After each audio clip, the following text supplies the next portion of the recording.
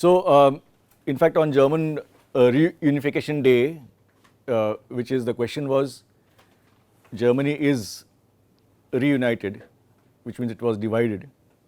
When did that happen? In 1989 or 1990, around that time. Yes. So what happened in 89?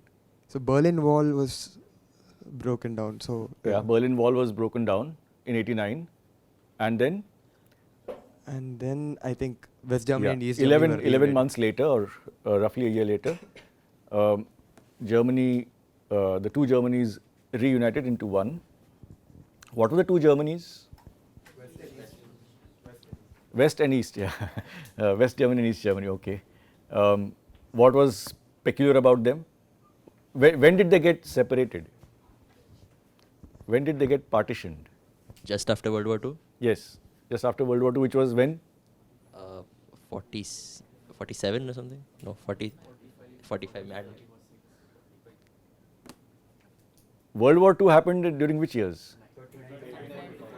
39 to 45, yeah. So 1945. After 1945, they were partitioned. Yeah. Why were they partitioned? Like the other country, war atrocities. So they wanted to, punish them. So embargoes and No, partition. not really. Yeah, you can venture. If it is not correct, we'll edit out. It won't go online, don't worry. Anyway, 1945, who fought the war against Germany? The Allies. Who fought the war against Germany? The Allies. The Allies. The Allies were who? US, UK, US, UK, Russia, Russia, France. France. Primarily these four. Okay, US, UK, India. UK, yeah, with the Yeah, UK. so India also. I mean, Indian soldiers also fought. Both the world wars for the UK. Okay. So, when Germany was defeated, when actually the Russians took Berlin. The Russians were the ones who took Berlin. And once Germany was defeated, then the four Allied powers were the ones who occupied Germany. And then there was a conference, or several conferences, in which it was decided, the fate of Germany was decided. And there, of course, by that time, what was the difference between the Western Allies and Russia? France, UK, and US and Russia. What was the major political difference between them? Russia was communist. Russia was a communist country. Yes, Russia was a communist country, whereas the other three, Britain was still colonial power, and so was France, and the US was, of course, a free market economy, or whatever else you want to call it. So then each of these countries basically split up Germany into zones. Okay.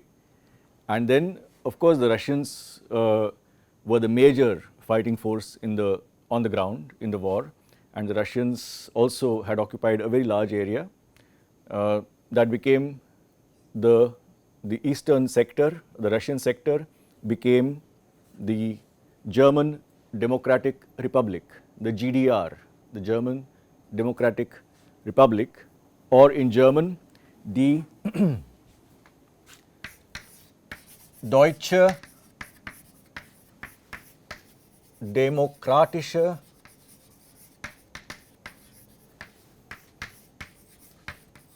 Republik, or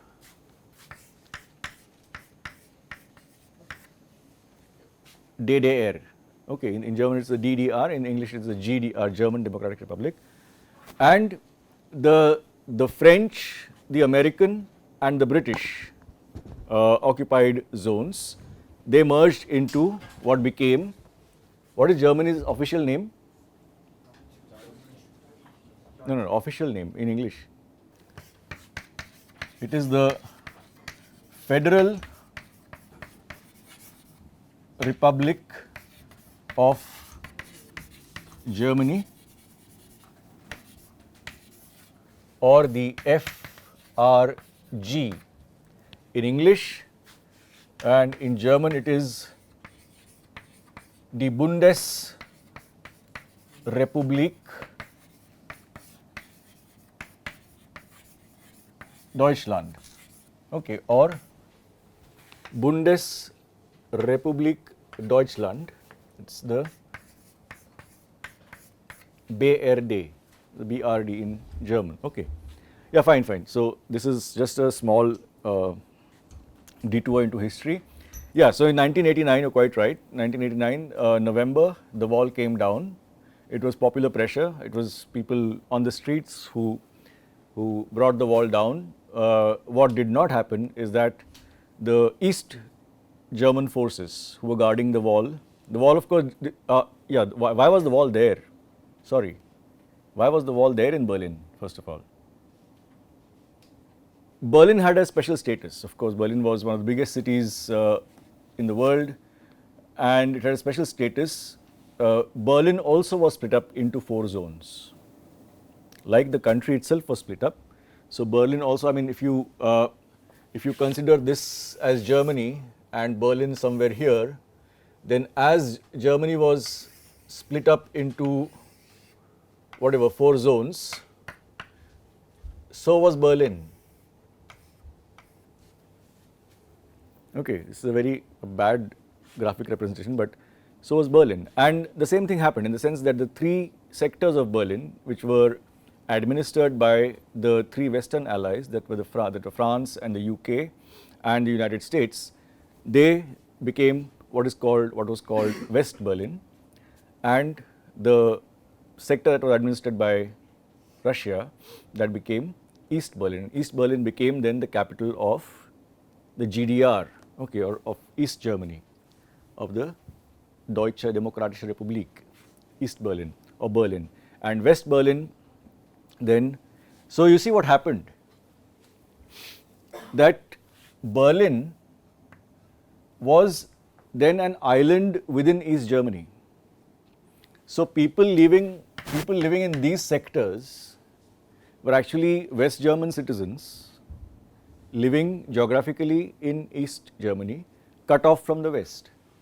So there were corridors connecting the West to the East, the corridors which could also be blocked off by East Germany. So there was a Berlin blockade at some point of time. Maybe you can just Google the Berlin blockade and see what happened. Then the Allies airlifted supplies into West Berlin and so on. So quite an exciting history actually Germany has. Pre-war, it is it is quite excruciating, the pre-war history, the Nazi period and the World War itself. Post-war, actually, in how a democratic country comes about, it's a very interesting history that Germany has. So, so this border, which was the border between the western and the eastern sectors of Berlin, was till 1961 it was porous. So, for example, eastern citizens could go across into the west and so on and so forth. It was a porous border. But then in 1961, the East Germans discovered that they were losing a lot of so-called human resource to the West, because the West had more money, offered more money. And so the wall came up in Berlin. I mean, the fence came up overnight actually, and then it was converted into a very elaborate structure with several layers to protect the eastern population from being seduced by the West and going over to the West, so to say. Okay, so and then this wall which came up, which separated East and West Berlin, also then became known as the Iron Curtain.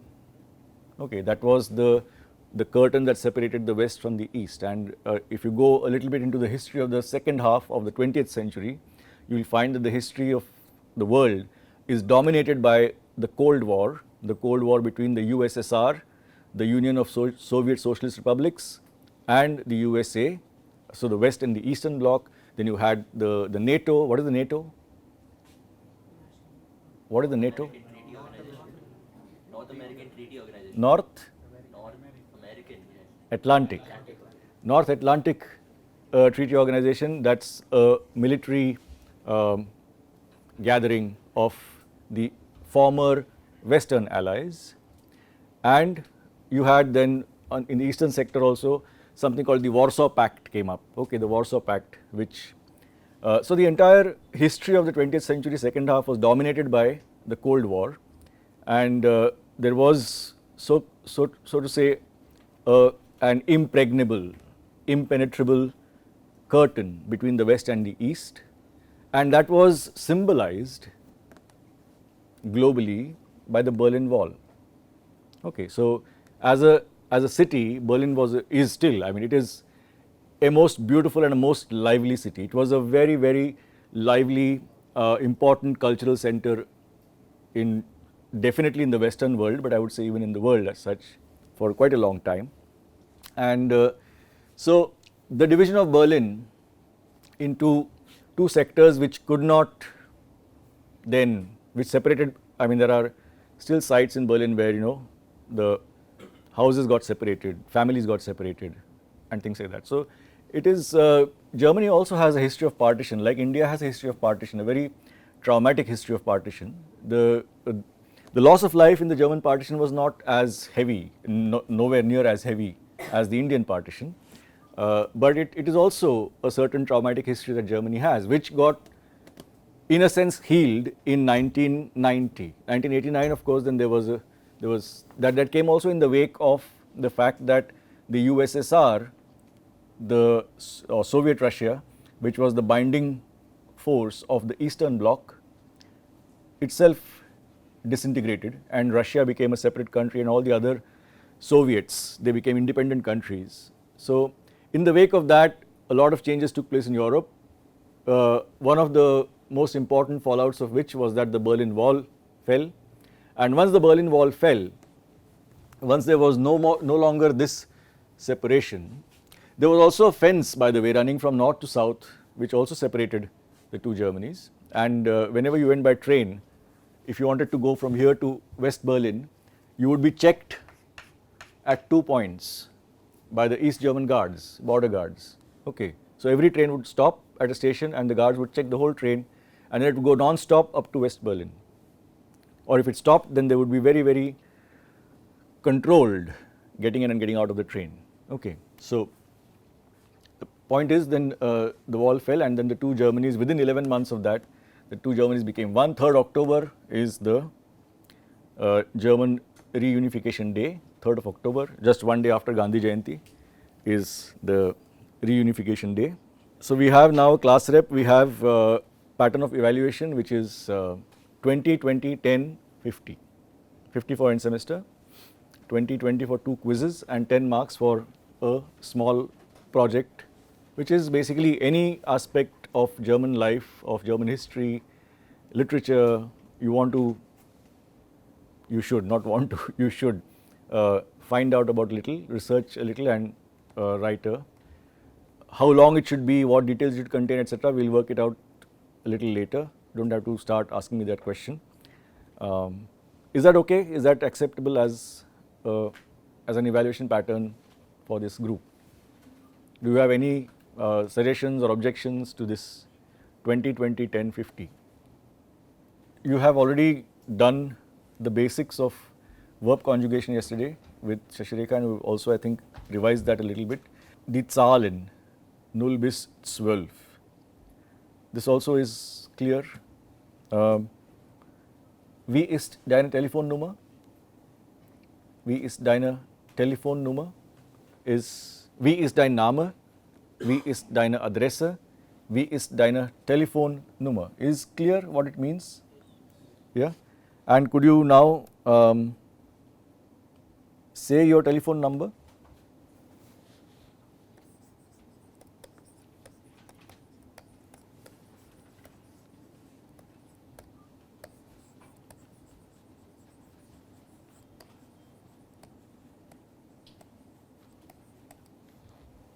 Wie ist deine Handynummer? Das ist ein Handy. Das ist ein Handy. Wie ist deine Handynummer?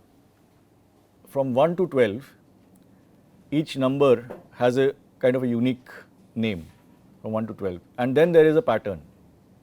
13, 14, 15, 16, 17, 18, 19, then there is a unique number 20. Then again there is a pattern 21, 22 up to 30, 31, 32 up to 40 and so on and so forth. So, after 12 usually there are patterns in numbers, which is also the case in German as we see. 3 plus 10, 13. Yeah? 1, 2, 3, 4, 5, 6, 7, 8, 9, 10, 13, 14, 15, not 16, the S gets dropped out, 16, 16, not 17, again the EN gets dropped out, 17, 18, 19, 20, 20, 20, 20. Yeah? 13, 14, 15, you can say it softly with me, 13, 14, 15, 16, 17, 18, 19, 20. Yeah? There is nothing to explain in this, you have to just learn the numbers, okay. And there are lots of resources available online where you can check your pronunciation, etc. You can also come back to class, come back to either me or Shashireka and check your pronunciation. So, after 20, you have, in English you have 21, the tens comes first and the units comes afterwards. In German you have the reverse, 21. Ein, not eins, ein, ein und 20, 2 und 20, 3 und 20, 4 und 20, we are here, yeah? 5 und 20, 6 und 20, the whole word comes back, okay? The S doesn't get dropped. 6 und 20, 7, again the whole word comes back. 7 und 20, 28, 29,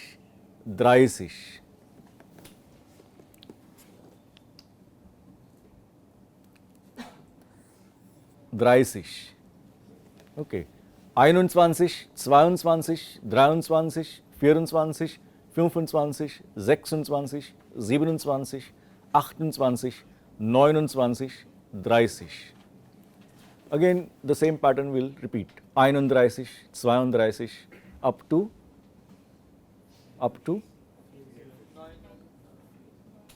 39, 40, 40, 50, 60. Again that poor S is getting dropped, I am sorry about it, but it's dropped. Then again not 70 but 70. So the point to be noted is only 16, 17 and 60, 70, the S and EN are dropped, okay. Otherwise the 6 and 7 will come as whole words, 6 and 7, okay. 60, 70, 80, 90, 100 or 100, just like we say either 100 or 100, 100 or 100, yeah. Yeah. So, you can just take a minute to go through in your mind all the numbers that we have done. So, which means numbers 1 to 100 should not be a problem, okay. Please write down for yourselves any random number and try and see how to say it or what its spelling would be, etc. We have a number 66, okay. That would be 6 und 60. In the 60 part, the S is dropped, but here the S is not dropped, okay. 6 und 60. Similarly, this would be 7 und 60. 7 und 60. 76. 76. 77. Same thing will happen for 76 and 77. Okay. Yeah, I have to let you, we're just 2 or 3 minutes left, in which, yeah, one new element to introduce apart from everything that has been covered is Guten Tag. Guten Tag. Wie geht es dir? Wie geht es dir? Es geht mir gut, danke. Shashireka, guten Tag. Wie geht es dir? Mir geht es gut, danke. Ja, es geht mir gut oder mir geht es gut, danke, or simply danke, gut.